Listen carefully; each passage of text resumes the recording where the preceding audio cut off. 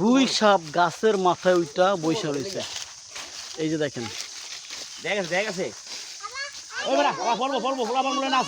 কত বড় গুই সাপ।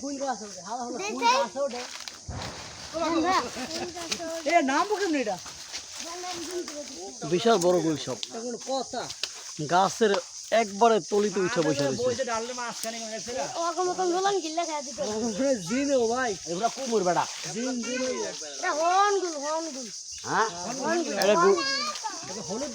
আমরা তো গুলে তো মানুষ